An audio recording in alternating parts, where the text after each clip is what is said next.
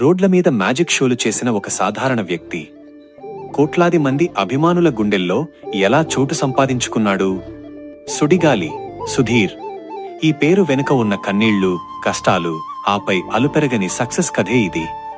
విజయవాడలో ఒక సాధారణ మధ్యతరగతి కుటుంబం. సుధీర్ ఆనంద్ భయానా బతుకుదెరువు కోసం చిన్నప్పుడు మ్యాజిక్ నేర్చుకున్నాడు. కాని హైదరాబాద్ వచ్చాక అసలు పోరాటం మొదలైంది.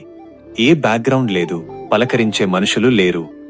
ఒక చిన్న ఛాన్స్ కోసం ఆఫీసుల ముందు గంటలు, రోజులు, నెలలు. తిండి లేని రోజులు ఎన్నో. అవమానాలే ఆయుధాలుగా మలుచుకుని తన టాలెంట్ను నమ్ముకుని నిలబడ్డాడు. 2013లో జబర్దస్త్ మొదలైంది. అక్కడే అసలైన సుడిగాలి సుధీర్ పుట్టాడు.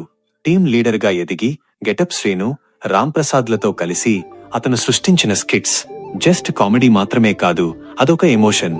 తన టైమింగ్, తనకంటూ ఉన్న సెపరేట్ బాడీ లాంగ్వేజ్, వీటన్నింటికీ తోడు రష్మితో ఆన్ స్క్రీన్ కెమిస్ట్రీ ఆడియన్స్ ను కట్టిపడేసింది.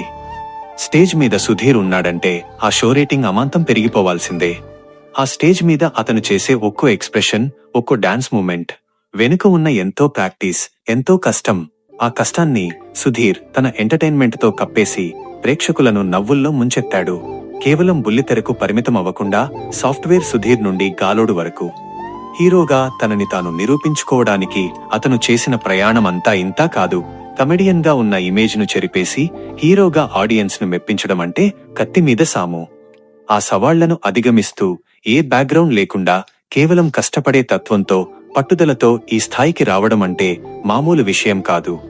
సుధీర్ లైఫ్ మనకి చెప్పే ఒకే ఒక్క పాఠం: స్టార్డమ్ అనేది అదృష్టం కాదు, ఎన్నో ఏళ్ల అలుపెరగని శ్రమ. అతని ప్రయాణం చూస్తుంటే మీకు ఏమనిపిస్తుంది?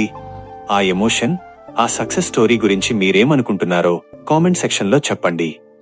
ఇలాంటి డీప్ బయోగ్రఫీలు మిస్ అవ్వకూడదు అంటే ఇప్పుడే ఫాలో అవ్వండి.